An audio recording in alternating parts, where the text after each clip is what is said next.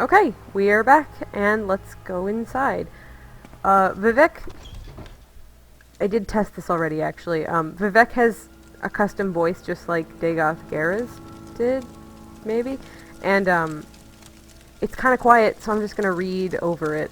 So, I do apologize that there'll be a little bit of weird voice doubling going on. I expected you. We have business, you and I. Yeah, it's so quiet. I wish it was louder. When I was young like you, I was very impatient, so I will keep our business short. Then, later, there may be time for other things. First, I propose to remove my curse upon the Nerevarine, and end the persecution of the dissident priests, and proclaim to all Morrowind that Lulruth the Blind is the incarnate and Nerevarine, the prophesied savior of Morrowind, and the last hope to withstand the menace of Dagoth-Ur and the Sixth House. These things I will do, whether you wish or not. Next, I propose to surrender to you the power and responsibility of defeating Dagoth-Ur. You may choose to refuse. I will not compel you. You will receive the power as a gift, in the form of an artifact called Wraithguard. You may accept the gift, then do with it as you will. You will receive the responsibility as an oath. You may give your oath, then keep it, or break it, as you like. First, will you accept Wraithguard as a gift? Yes, I will accept Wraithguard, because this is destined of me. Good, sensible of you, and now I will give you your oath, before all gods and men, before all spirits visible and invisible, before my honor and your honor, to dedicate yourself and Wraithguard to the defeat and destruction of Dagoth-Ur and the preservation of Morrowind and its people. Yes, I will so swear. Not very sensible, but very good. I was hoping for someone who would have no hesitations about making such an oath. You will now have a brief momentary sensation of time passing. Do not be alarmed. You are being taken out of time in order to avoid the unpleasant experience of learning how to use Wraithguard. It will be over before... There is a brief sensation of motion in total darkness, floating Oh, weird. without a sense of movement or direction. There is a brief sensation of motion... You could hear that, probably. You know it. Now, I will notify the temple that you are our champion. There shall be no more persecution of the dissident priests, and I hope both sides shall swiftly be reconciled. We have time for questions if you like, or you may leave as you wish, but I think there are at least two things you ought to know before you leave. How to use Wraithguard, and how to defeat Dagoth-Ur. So, I think it's kind of funny that it does the "it will be over before you know it," and in between that there's that brief sensation of motion in total darkness, floating but without a sense of weight or direction. Because basically, well, I'll explain it later, because there is actually more to that. But while we're here, let's do how to defeat Dagoth-Ur. To defeat Dagoth-Ur, go to Red Mountain to recover the artifact hammer Sunder from Gate Citadel Veminal. Then recover the artifact blade Keening from Gate Citadel Odrasal. Then proceed with Wraithguard, Sunder, and Keening to the Citadel of Dagoth-Ur. Within the Citadel, find the Heart of Lorkhan. Use the three artifacts to sever Dagoth-Ur's connection to the Heart, and he will be destroyed, and the Blight ended on Morrowind. To destroy Dagoth-Ur, you must sever his connection with the Heart of Lorkhan. To do this, strike the heart with the artifact hammer Sunder once, then strike the heart more than once with the artifact blade Keening. You must wear Wraithguard, because you cannot handle either Sunder or Keening unless you are wearing Wraithguard. That is the short, simple explanation. Here is the long, detailed explanation written down for your convenience. Read it, study it, commit it to memory. You can ask for his counsel as well. You need to know where is Dagoth-Ur, what are Dagoth-Ur's plans, who are Dagoth-Ur's servants, who is Dagoth-Ur, what are Dagoth-Ur's powers, what is known about his defenses, how can I prepare for battle against him, who can help. You can ask all these questions, and we're going to go ahead and do it, because I feel like it's kind of crucial to understanding what we have to do to fight him. And as I've never fought Dagoth-Ur before, I would really like to be prepared. So, where he is... Dagoth-Ur has never ventured out of the Heart Chamber, the place under Red Mountain where the Heart of Lorkhan lies. It is there, or nearby, that he is constructing a new god, a Kulakan, known as the Second Numidium. What are his plans? We know nothing for sure, but we have learned much from interrogating Sixth House cultists and victims of dream compulsions, and from our study of Dagoth-Ur's actions. The Temple scholars and inquisitors have prepared a document, Dagoth-Ur's plans, that summarizes what we know or suspect. Take this copy. It is also available in my library. We already know who his servants are. We might as well ask. Da-da-da-da-da, whatever, immortality, blah. Who is he? Dagoth-Ur is the former Lord High Counselor of House Dagoth. He was of Lord Nerevar's generation, older than we, and a mighty sorcerer and enchanted in life. In his sustained shadow immortality, he appears to be a highly intelligent, severely deluded immortal monster with unparalleled supernatural abilities. He appears by turns lucid and deranged, compassionate and bestial, profoundly wise, and profoundly disordered. In short, he is a mad god. Well, we already, went to a temple of one mad god. What are his powers?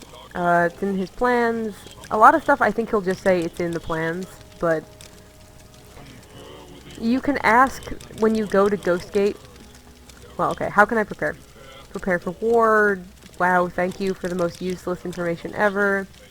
Who can help? Okay. Dagoth-Ur can be found inside Red Mountain in the citadel known as Dagoth-Ur's Citadel.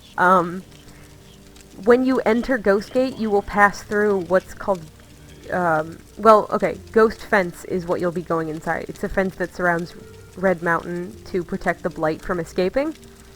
Ghost Gate is where the Buoyant Armigers are stationed, and they are the ones who protect the world from Blight monsters coming out through the gate. So, you can talk to them and ask what it's like inside. Seek them in my name for counsel and aid, so you can go ahead and ask them for help. We will do that once we get there, but obviously not right now. You can ask other stuff. I don't really have a whole lot else to say in my library. I want your trust and willing cooperation, so I've had the priests make copies of a number of documents. They're here for you to read or take with you. Take a look at them. Help yourself. You can go do that if you really, really want. We've already got a copy of most of this stuff, but, just in case. Plan to defeat Dagoth-Ur, Battle of Red Mountain, Dagoth-Ur's plans, Nerevar at Red Mountain. This is basically just the history of Nerevar and what happened. They're really, really interesting. If you're into the lore of the game, you should read them yourself. I'm not going to, because that would actually take a really long time. They're very, very long. Otherwise, you've got the plans. We're going to go ahead and read the plans to defeat Dagoth-Ur, actually, because that is relevant to us. Dagoth-Ur's plans.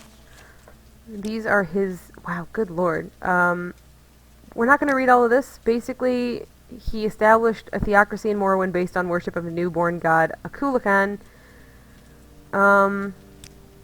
Established ancient heirs as his priests. Apparently Dagoth-Ur has adopted the views and motivations of Kagrenac. So, remember, Kagrenac was basically the one who is suspected to be at fault for the Dwemer disappearing. So maybe we should just let him do what he wants and all the 6th House people will disappear. Or maybe everyone in the whole world will disappear, and that would be kind of unfortunate. Expose the false worship of the tribunal and destroy the ecclesiastical authority and political power of the temple. So that was another one of his plans. Extirpate all remaining individuals of inferior and mongrel races from Morrowind, drive the Empire from Morrowind, recover ancient territory stolen by Skyrim and Argonia, extend the worship of Akulakan to all nations, and then he planned to expand the 6th House. So, inferring Dagoth-Ur's perspectives, he thinks on a large time scale. For the most part, in the outside of time scale of the divine consciousness, he thinks that the only obstacles of mythic scale are worth consideration. He believes he is fated to rule Morrowind, to free Morrowind of the Empire, and to become the new hard-loving father of Morrowind. Given that perspective, the only opposing forces Dagoth-Ur worries about are the Tribunal, the Daedra, the Emperor, and the Incarnate.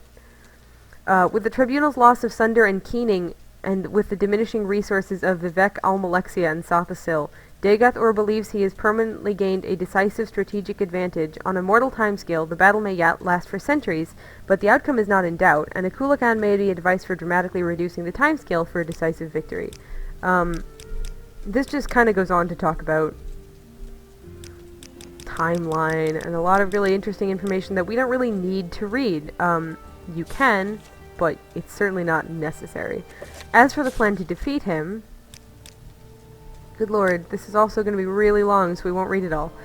But we will read some of it, just so you guys have some perspective. For the past 20 years, the Tribunal have tried unsuccessfully to execute this plan. However, we failed because we were required to stage an assault and simultaneously maintain the Ghost Fence to prevent the threatened large-scale breakout of Dagathor's blighted hosts. With the Nerevarine leading the assault, and the Tribunal free to devote their full energies to maintaining the Ghost Fence, this plan has a greater chance of success. Unfortunately, however, the loss of the artifacts Sunder and Keening and the recent increase in Dagathor's strength poses new problems for the execution of the plan.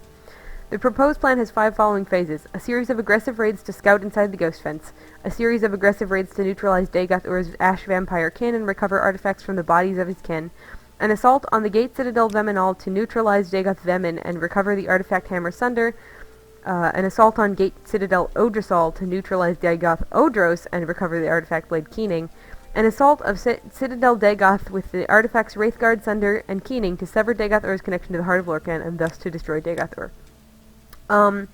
Basically what this means is you are expected to go into the Ghost Fence, find the various Ash Vampires inside it, and kill them, because what it's supposed to do is weaken Dagathor. By losing these fellow Ash Vampires, supposedly it will make him easier to fight.